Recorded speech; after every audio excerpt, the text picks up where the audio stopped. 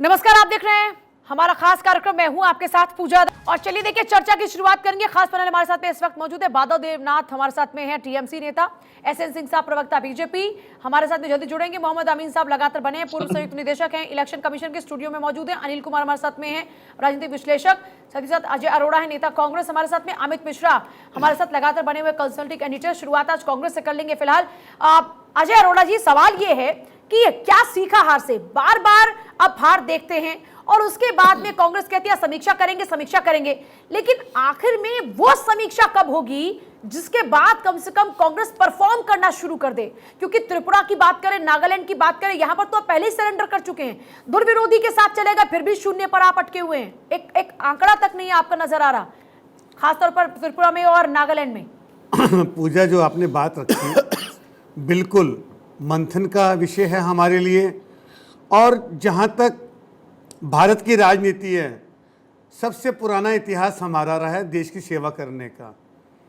ठीक है, एक चक्र है, सुबह के बाद दोपहर के बाद शाम, रात, फिर सवेरा होगा। The day will come. अभी और राज्यों में चुनाव है, कर्नाटका में है, मध्य प्रदेश में है, और हम मंथन कर रहे हैं कि उन राज्यों पे हम अपनी सत्ता वापस लाएं और उस राज्य की आवाम की सेवा। आप बात करें, कम से कम वो एक सर्कल चल रहा होता है, आपने तो सर्कल को ही पॉज कर दिया। लीडर से, सेंट्रल लीडर्स, इन लोगों से बात करके तभी फाइनल होगा कब करेंगे। अभी इसका आज का क्या प्रोग्राम है? क्या अभी तो मैं जा रहा हूँ सर्टिफिकेट लेने, उसके बाद ही बात कर सकता हूँ। सेलिब्रेशन भी होगा? नहीं, आज तो वहाँ से मना किया है, सेलिब्रेशन नहीं होना है। বাংলাদেশ বললেন কি বলবেন যে রেজাল্টের পরিণাম এসেছে? না, আমি অত্যন্ত খুশি এই রেজাল্টের জন্য, এবং আমি আরো বেশি আশা করেছিলাম। আমার বলতে দ্বিধা নেই, আমি আগেও বলেছি রেজাল্টটা অনেক ভালো হবে। যাই হোক, আমরা তো বহুমত নিয়ে আমরা আসছি, এবং আমাদের সরকার ভারতীয় জনতা পার্টির, আমাদের যশস্বী প্রধানমন্ত্রী। अरोड़ा साहब, बात पूरी कीजिएगा। आप कह रहे थे कि सूरज भी आएगा, एक प्रक्रिया चलेगी, जब राउंड राउंड घूमेगा तब कुछ होगा ना। आपने तो पॉज लगा दिया। आपके नेता चुनाव प्रचार के लिए नहीं जाते, आपकी भारत जोड़ो यात्रा का कहीं असर नजर नहीं आता, तो फिर क्या होगा आगे? पूजा, नॉर्थ ईस्ट में हमने यात्रा नहीं की, और यात्रा देश के लिए की, चुनाव के लिए नहीं की, भारत जोड़ने के लिए की थी। अगर हम सोचते कि एक सेकंड में एक और इसमें बात जोड़ दूं, आपने बिल्कुल सही कहा कि नॉर्थ ईस्ट में आपकी यात्रा नहीं की, लेकिन आपने भारत जोड़ने की बात की, पार्टी के एस्टेब्लिशमेंट की बात की ना। ये ऐसे तो नहीं कि राहुल गांधी की खुद की परफॉर्मेंस के लिए था, उनकी जो पर्सनालिटी है उसके डेवलपमेंट के लिए तो नहीं था ना, ऐसा पार्टी के डेवलपमेंट के लिए ही था ना। वो नहीं, अगर पार्टी का डेवलपमेंट हो रहा है, एस्टेब्लिशमेंट पर काम करे, तो उसका परफॉर्मेंस तो दिखना चाहिए ना। पूजा, दिखेगा। बाकी राज्यों में चुनाव आने वाले हैं, और निश्चय ही, जहाँ तक पूर्वोत्तर की बात है, इनका इतिहास है। पूर्वोत्तर में त्रिपुरा छोड़ दो, मेघालय, नागालैंड की बात करो, ये जब भी चुनाव होते हैं, ये केंद्र सरकार के साथ ही डबल इंजन में चलना चाहती है। ये इतिहास रहा है नॉर्थ ईस्ट का, जो अब तक देखा गया है कि जो केंद्र की सरकार होती है, राज्य की भी वही उसी तरह से बनती है। लेकिन राजनीति में हम ये बात नहीं कहेंगे कि हमारी सरकार नहीं बनेगी, हमें मंथन की जरूरत है, हम मंथन करेंगे। लेकिन इस गंगा से, कांग्रेस की बहती हुई गंगा से ये धाराएं निकली हैं। अब जो भारतीय जनता पार्टी या हमारे 12 लोग ले लिए थे, क्या उन पे कौन सी वॉशिंग मशीन है कि? अरे वो छोड़िए कि आपके 12 लोग ले लिए, आपके लोग जा क्यों रहे हैं, आपके लोग टिक क्यों नहीं पा रहे? ये भी तो बड़ा सवाल है ना अमित जी। देखिए, हमारे पास देखो, हमारे पास ईडी नहीं है, ज्यादा थी, और हमारे पास हमारे पास धन नहीं है। टीएमसी ज्वाइन कर लिए, और वही टीएमसी आज मेघालय में देखिए आप, कांग्रेस के इर्द गिर्द चल रही है। मतलब 5 अभी हमारे रहे हैं, जनता का समर्थन प्राप्त कर रहे हैं। उसका सिंपल रीजन है, मोदी जी ने जितना काम किया लोगों तक पहुंच रहे हैं। फॉर्मूला यही है। किस तरीके की नागालैंड की और मेघालय की जीत को क्या देखते हैं, कितना हिसाब से? बहुत अच्छा, देखा, चुनाव जीत रहा है तो उसका मतलब साफ है कि लोगों का विश्वास प्राप्त कर रहे हैं, हम कामयाब हो रहे हैं। और त्रिपुरा, उसके अंदर भी हम बीजेपी की तरफ से जा रहा है। जितने नॉर्थ ईस्ट में अभी हर राज्य में बीजेपी का ही प्रभाव अभी चलेगा। तरफ से कहा गया कि हम जनता के बीच पहुंच रहे हैं, जो फॉर्मूला है वो यही है कि जनता का हम विश्वास पा रहे हैं, जनता के बीच हम पहुंच रहे हैं, जनता के बीच हम पैठ बना रहे हैं, और आगे आने वाले दिनों के अंदर जो प्रभाव है वो बीजेपी का ही रहेगा। अरोड़ा साहब, जल्दी से इस पर जवाब दीजिए जरा। प्रभाव तो तब रहेगा जब जनता के बीच रहेंगे। आपके नेता पहुंच ही नहीं रहे जनता के बीच में, प्रचार करने जाते नहीं, लोगों के बीच में जुड़ते नहीं, और आप क्या तर्क देते हैं? आप कहते हैं कि जो केंद्र में रहेगा वही इन राज्यों में रहेगा। ये क्या लॉजिक हुआ? पूजा मैंने कहा अब तक का इतिहास ये बताया। तो और ये इतिहास में तो ज्यादातर आप रहे ना, जितने भी दल इतिहास में तो ज्यादातर आप रहे, फिर भी वहां पर लेफ्ट रहा ना, लेफ्ट तो केंद्र में नहीं रहा ना, लेफ्ट की सरकार रही ना, फिर भी वहां पर लेफ्ट को खदेड़ा ना बीजेपी ने। पूजा जी, जितने भी दल, जितने भी नए नेता उभर के आए हैं, कांग्रेस की बहती हुई गंगा में से निकल के आए हैं, धाराएं हैं, छोटी छोटी धाराएं बन गई, और ये धाराएं बन गई, इसमें हम कमी मानते हैं अपनी। हमारी गंगा में से ये धाराएं क्यों बही? एसएन सिंह साहब ये कह रहे हैं कि धाराएं इन्हीं की हैं जो आपकी तरफ बह रही हैं, इसीलिए ये पीछे हो रहे हैं और आप आगे जा रहे हैं।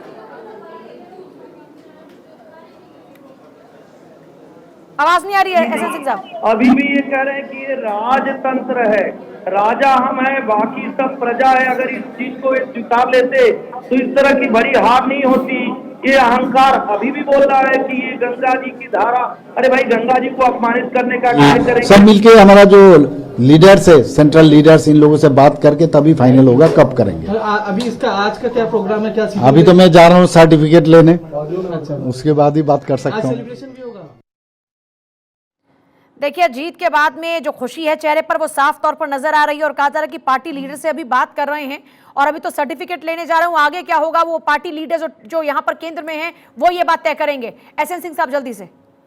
देखिए मैं कह रहा हूँ, हम लोग जनता के बीच में जाते हैं, अंत्योदय की परिकल्पना को पूरा करते हैं, विकासवाद राष्ट्रवाद के एजेंडा को चलाते हैं, और जनता से कनेक्ट होने के लिए देवतुल्य कार्यकर्ता, हमारे विधायकगण, हमारे मंत्रीगण, प्रधानमंत्री जी स्वतः कार्य करते, और जनता को भरोसा होती है। जनता ने आज विकासवाद को अपनाया है, राष्ट्रवाद को अपनाया है। नॉर्थ ईस्ट में तो उसको किनारा करके लोग छोड़ दिए, लेकिन आदरणीय प्रधानमंत्री जी स्वास्थ्य देने का कार्य करते हैं, वहाँ कोरोना काल में सर्वाधिक वैक्सीन देने का कार्य करते हैं, सड़क देते हैं, सुरक्षा देते हैं, 100% बिजली देते हैं, 13,000 करोड़ की योजनाएं चलाते हैं।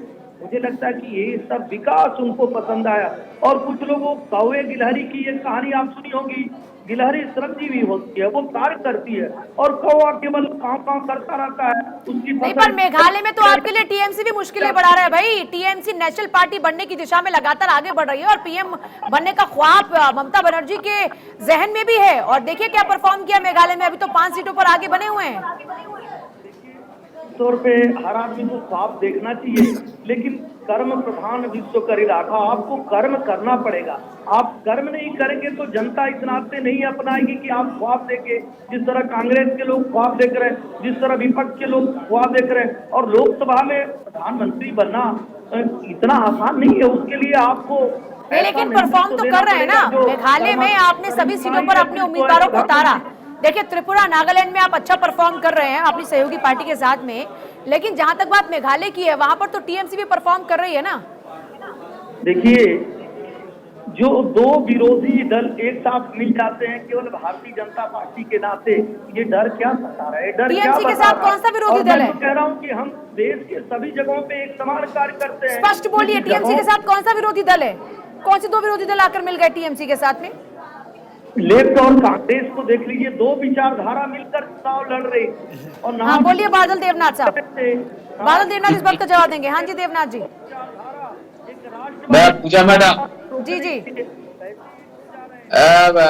तृणमूल कांग्रेस तो नेशनल पार्टी बन गए 2 साल पहले, तो अब कांग्रेस भाजपा से तो हम छोटा है, लेकिन कोशिश बहुत किया हम सब मिलके। उम्मीद तो बहुत था, लेकिन रिजल्ट अच्छा नहीं हुआ, मैं मान लेता हूँ। लेकिन वही बात मैं कहूँगा मैडम, भाजपा को वोट मिलने के बाद फिर इसके लोगों के लिए कुछ करेगा।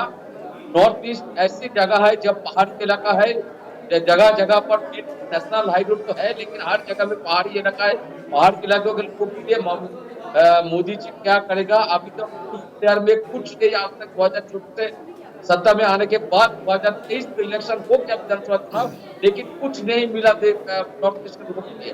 त्रिपुरा में कैसे वोट हो गया वहाँ आप लोग सब जानते हैं, मार करके ड्रिलिंग करके और बूथ जैम करके त्रिपुरा में वोट किया था। लेकिन फिर भी आदिवासी इलाकों में त्रिपुरा का रिजल्ट अच्छा हुआ, त्रिपुरा का रिजल्ट अच्छा हुआ। लेकिन मेघालय में लोगों ने किया था, दीदी वहाँ पर गए थे और अभिषेक बनर्जी वहाँ पर गए थे, लेकिन अच्छा होता, लेकिन पूरा काम हुआ। जैसे पूरा क्रिस्चियन इलाका है वहां पर, जैसे मोदी जी क्या करते हैं, भारतीय मुसलमान के खिलाफ कहते हैं, और यहाँ पर मेघालय में क्रिस्चियन और जो माइनॉरिटी है उन लोगों के खिलाफ कुछ नहीं कहते। नॉर्थ ईस्ट में दूसरा कुछ कह के वहां पर वोट निकालने का, वोट लेने का जो कोशिश करते हैं। किंतु लेकिन जो मैं कहना चाहता हूँ, ये वोट मिलने के बाद, वोट हो जाने के बाद ग्रोसरी गैस 1150 रुपया और महंगाई जितना है, ये महंगाई कम होगा नहीं, लेकिन ये महंगाई और इस सब के बावजूद त्रिपुरा में और नागालैंड में तो बीजेपी की सरकार बनती नजर आ रही ना। त्रिशंकु तो यहाँ मेघालय में है ना, खाली बाकी 2 राज्यों में तो बढ़त है। इतने सारे मुद्दे होने के बावजूद भी जनता बीजेपी को क्यों चुन रही है? वो भी ऐसे राज्य जहां पर बीजेपी का पहले कोई बहुत ज्यादा कब्जा नहीं था, या फिर बीजेपी वहां पर बहुत ज्यादा प्रचलित नहीं थी, लेकिन आज जनता उनको क्यों पसंद कर रही है? ये भी तो बड़ा सवाल है। मैं बता दूं नॉर्थ ईस्ट में क्या हुआ। ओपन पर 10-20 हजार लोग खाता में पैसा पटा। मैं किसी का नाम नहीं ले रहा हूँ। घर घर पे नॉर्थ ईस्ट में, मेघालय में, नागालैंड में पैसा कौन बांटा था, एक बार उनके भाजपा के प्रवक्ता है, उनको एक बार जानने की कोशिश कीजिए। क्योंकि मैं ये कहूंगा, लेकिन सुपर डिगिंग हुआ, जो लोग कह रहे हैं, वो जिसका पार्टी पे लाखों लोगों का हो रहा है, लेकिन रिजल्ट ये कैसे होता है? ऐसा सुपर रिगिंग और त्रिपुरा में कैसे हुआ? वोट के दिन मारपीट किया, हमला किया, तो आप ये गलत हथकंडों को अपनाकर, आप ये कह रहे हैं कि गलत हथकंडे अपनाकर बीजेपी आगे बढ़ रही है। अनिल कुमार गर्ग ये कह रहे हैं कि साहब बीजेपी गलत हथकंडे अपना रही है और इसलिए आगे बढ़ रही है। तो जनता का जो जनमत है आप उसको नकारते हैं। देखो, ये तो इलेक्शन के रिजल्ट जैसे आते हैं, राजनीतिक पार्टियों का जो वक्तव्य उसके हिसाब से बदलता है। टीएमसी के जो प्रवक्ता कह रहे हैं गलत हथकंडे अपनाए हैं, ये शायद बंगाल को, वेस्ट बंगाल को भूल रहे हैं कि अपने यहाँ वो क्या क्या करते हैं, और उनको शायद ध्यान भी होगा कि गलत हथकंडे कैसे अपनाए जाते हैं, शायद इसलिए वो बोल रहे हैं। बड़ी बात यह है कि नॉर्थ ईस्ट में जो आज भारतीय जनता पार्टी के समर्थन मिल रहा है, वो जो केंद्र की नीति है नॉर्थ ईस्ट पर, मैं मान के चलता हूँ भारत की आज़ादी के बाद जितना काम होना चाहिए था नहीं हुआ। जब एनडीए सरकार सत्ता में आई, उन्होंने ध्यान दिया कि चिकन नेक के बाद जो हमारा इलाका है, अगर हम उसको स्ट्रेंथनिंग नहीं करेंगे, एक बड़ा इलाका है जहां टूरिज्म के हिसाब से, सिक्योरिटी के हिसाब से हमारे लिए बहुत महत्वपूर्ण इलाके थे, उसमें काम करने की जरूरत थी, जो इतने सालों में नहीं हुआ। प्रधानमंत्री जी मोदी जी ने इस बात को समझा और लगातार उस पर काम कर रहे हैं, जो आज पूरा समर्थन नॉर्थ ईस्ट के राज्यों में भारतीय जनता पार्टी को मिल रहा है। मैं मान के चलता हूं उसका परिणाम है। जी बोलो जल्दी से सर, मुझे ब्रेक पर जाना है। देखिए नॉर्थ ईस्ट जो इलाका है, पहाड़ी इलाका में छोटा सा ब्रेक मुझे लेना होगा, सभी के पास वापस लौटे। छोटा सा ब्रेक यहाँ पर ले रहे हैं, लेकिन लगातार मतगणना को लेकर वहां कवरेज जारी है। आगे आने वाले जो विधानसभा या लोकसभा का चुनाव रहता है, उसको लेकर भी मंत्र अपने कार्यकर्ताओं को देते हैं। आज पूर्वोत्तर के इन 3 राज्यों में क्या कुछ संदेश पीएम मोदी अपने कार्यकर्ताओं को दे सकते हैं? सिर्फ कार्यकर्ताओं के साथ साथ वो अपने पूरी टीम को देंगे धन्यवाद, जो कोर टीम है उनकी, जो लगातार जमीन पर पहुंची थी, जिसमें अमित शाह से लेकर जेपी नड्डा से लेकर तमाम लोग, और उसके साथ साथ देश की जनता को धन्यवाद देंगे कि जो जैसा हम बात कर रहे थे कि अंजाम से जैसा आगाज हुआ है उससे अंजाम पता लगता है। क्योंकि प्रधानमंत्री मोदी के आंखों में अगर आप देखें तो ठीक उनका जो वो जैसे कहते हैं कि अर्जुन की तरह उनका पूरा का पूरा फोकस जो है 2024 पे है। तो हर एक दिन, हर एक जीत, चाहे वो चुनावी हो, चाहे वो किसी भी तरह की जीत हो, उसको जाहिर तौर पे कार्यकर्ताओं को धन्यवाद के साथ साथ तो देश की जनता को एक बार फिर बताना चाहते हैं कि ना सिर्फ नॉर्थ, ना सिर्फ साउथ, बल्कि नॉर्थ ईस्ट में भी कैसे भारतीय जनता पार्टी काम कर रही है, कैसे नरेंद्र मोदी की एक्सेप्टेंस बढ़ रही है और किस तरीके से हम किस दिशा में जा रहे हैं। और हर एक दिन इस जीत का जो ये फासला है 2024 का, ये कम होता जा रहा है। तो आज प्रधानमंत्री मोदी काफी कुछ कह जाएंगे, जो बताया जाएगा कि अगले बचे हुए जो 2023 के जो चुनाव हैं उसमें क्या नतीजे रहने वाले हैं। और बात भी सही है, तो कार्यकर्ताओं का मोटिवेशन आप खुद देख लीजिए। अगर हम अपने ऑफिस में कोई अच्छा काम करते हैं और अगर हमारा बॉस हमारी पीठ थपथपा देते हैं, तो हम अगले 1 हफ्ता, 2 हफ्ता, 15 दिन, 20 दिन, महीना भर बहुत अच्छे से काम करते हैं। तो ठीक वैसे ही प्रधानमंत्री मोदी को जब जब मौका मिलता है वो पूरी जीत का श्रेय कार्यकर्ताओं को देते हैं। और जाहिर तौर पे कार्यकर्ता जब जमीन पे शिद्दत के साथ काम करता है तो नतीजे ऐसे आते हैं जो कभी बीजेपी सोच भी नहीं सकती थी। अमित शाह अक्सर इस बात का जिक्र करते हैं कि असम जब वो गए थे, जब वो राष्ट्रीय अध्यक्ष थे, तो 6 लोग उनको लेने आए। उन्होंने बोला कि बाकी के लोग को बुला लो, बैठक करते हैं। तो वहां के पार्टी के अध्यक्ष ने कहा कि यही है संगठन। और फिर वैसे ही लक्षद्वीप में पेड़ के नीचे बैठकर, वहां पे ज्यादातर मुस्लिम आबादी है, पेड़ के नीचे बैठकर उन्होंने लोगों को भारतीय जनता पार्टी ज्वाइन कराई। तो नॉर्थ ईस्ट में काम, आरएसएस बिहाइंड द कर्टन्स काम कर रही है, लेकिन किस विजन के साथ संगठन को बड़ा किया और आज नतीजे आए, ये बहुत ज्यादा महत्वपूर्ण है। क्योंकि लक्ष्य कुछ भी हो, लेकिन भारतीय जनता पार्टी को पता है कि हर एक दिन कैसे जीत को हासिल करने के लिए मेहनत करनी है, चाहे फिर वो प्रधानमंत्री नरेंद्र मोदी हो, चाहे फिर वो आखिरी कार्यकर्ता हो। ये सभी लोग समान तरीके से कार्यकर्ता बनके काम करते हैं और नतीजे। और जब आप त्रिपुरा, मेघालय, नागालैंड की बात करते हैं तो यहाँ पर कोई पार्षद तक नहीं था, वहां पर इतना जबरदस्त क्लीन स्वीप करना, त्रिपुरा में खासतौर पर इतना क्लीन स्वीप करना, उसके अलावा नागालैंड, मेघालय में भाजपा को बढ़त मिलना, यह अपने आप में एक बड़ी अचीवमेंट है। और जैसा आपने कहा कि जो कर्मठता है, वो कर्मठता हमेशा से बीजेपी में नजर आती है। जहां पर आप शून्य हैं, वहां शून्य को भी आपने कैसे नंबर्स में बढ़ाना है, ये हमेशा साबित करती रही है 2014 के बाद से बीजेपी। ये अलर्टनेस है। देखिए गोवा में आराम से, जब पिछले बार की बात कर रही हूँ, आराम से कांग्रेस सरकार बना सकती थी, लेकिन रात को नितिन गडकरी पहुंचते हैं और सब कुछ सुबह होते होते चीजें बदल जाती हैं। अब आप इसको देखिए, व्हेन इट कम्स टू, वो कहते हैं ना, anything is fair in love and war and politics, तो जीत हासिल करने वाली बात है। हाँ, तरीके होते हैं, मापदंड होते हैं और उसको फॉलो करना चाहिए। लेकिन आप देखिए कि पिछली बार 2 थी, तब भी सरकार में थे, इस बार 5 पर आए। तो सत्ता में, जब तक आप सत्ता में नहीं आओगे, कांग्रेस ही कहती है हम सत्ता के लिए नहीं करते, लेकिन अगर आपको बदलाव चाहिए, आप हमेशा सीबीआई, ईडी की बात करते हैं, अगर आपको बदलाव करना है तो आपको सत्ता में आके ही परिवर्तन कर पाएंगे। लेकिन यहां पर कांग्रेस ना तो उतनी कर्मठ थी। मल्लिकार्जुन खड़गे एक बार गए, राहुल गांधी मेघालय गए, मेघालय में जाके उन्होंने टीएमसी को कह दिया कि आप तो बी टीम की तरह काम कर रही है। ममता बनर्जी उस पर नाराज हो गई। ममता बनर्जी को देखिए, जैसे आम आदमी पार्टी दिल्ली से निकलकर पंजाब पहुंची, पंजाब से निकलकर अपनी जीत, अपना खाता खोला गुजरात में, ठीक उसी तरह ममता बनर्जी भी बाहर निकली अपने राज्य से। कैसे भी है, 7 पर सिमटी हुई नजर अभी फिलहाल आ रहे हैं, लेकिन अपने स्टेट से बाहर निकलना। कांग्रेस जहां पर कभी साथ में गठबंधन हो या अकेले हो, कांग्रेस पूरे देश की पार्टी होती थी। राहुल गांधी एक बार जाते हैं, मेहनत करनी नहीं है। यहां तक कि हिमाचल की भी बात करें तो हिमाचल में उस तरह से लोग नहीं पहुंचे थे। प्रियंका गांधी वहां थी, उनमें भी उनकी कई रैलियां रद्द हुई, लेकिन उनको जनता ने स्प्लिट मैंडेट देकर तमाम चीजें, जैसे दिल्ली में अलग दिया, गुजरात में अलग दिया, हिमाचल, और वो जीत गई। उसके बाद भी कार्यकर्ताओं को धन्यवाद नहीं दिया, उसके बाद भी नहीं सीख हुई। तो आप भारत जोड़ो यात्रा से पर्सनल इंपैक्ट जरूर ला रहे हैं, लेकिन आप सत्ता में नहीं आएंगे। आप सड़क पे जाके बदलाव की बात करेंगे, लेकिन आपको सत्ता में आना होगा, और सत्ता में आने के लिए आपको सीरियस होना पड़ेगा, सिंसियर होना पड़ेगा, और कार्यकर्ताओं को बार बार मोटिवेट करना पड़ेगा, उनको अपने साथ लेकर चलना होगा। सिंसेरिटी के साथ साथ कंसिस्टेंसी आपकी मेहनत में होनी चाहिए। जो ब्रेक आप लगाते हैं वो ब्रेक नहीं, और इसके लिए बीजेपी से ये सीख तो लेनी चाहिए कि एक चुनाव खत्म होता है और दूसरा शुरू हो जाता है। इनफैक्ट खत्म होते होते, जैसे हम अभी देख रहे हैं, कर्नाटक की तैयारी पहले से ही शुरू हो चुकी है। अरोड़ा साहब, मैं आपके पास वापस लौटूं, लेकिन एसएन सिंह साहब, पिछली बार जो आपका कुल आंकड़ा रहा वो 43 का था त्रिपुरा में, और अभी जो देख रहे हैं वो 34 का, कभी 40 का। तो पिछली बार आपने जिनका सुपड़ा साफ किया, इस बार उसी त्रिपुरा में अगर आपका आंकड़ा घट रहा है तो ये थोड़ी सी चिंता की बात तो बीजेपी के लिए भी है। देखिए, नजरिया होता है गिलास खाली की गिलास भरी की तरह। लगातार ऐसे कार्य किए जिसके नाते कभी नॉर्थ ईस्ट अपना था, लोग कहते थे नॉर्थ ईस्ट दूसरे पार्टियों के लिए सपना है। उस नॉर्थ ईस्ट पे भी 25 साल का का इतिहास तोड़ते हुए त्रिपुरा में 2018 में हम सरकार बनाए थे। संतुष्टि के लिए ख्याल अच्छा है गालिब। एसएन सिंह साहब, ये ख्याल अच्छा है, अच्छी बात है। जो कमी है उस कमी पर भी तो बात करनी चाहिए। अगर ये सीट घटी तो इस पर भी तो बात करनी चाहिए कि आखिरकार ऐसा क्यों हुआ, क्या त्रिपुरा मोथा ने चोट पहुंचाई है?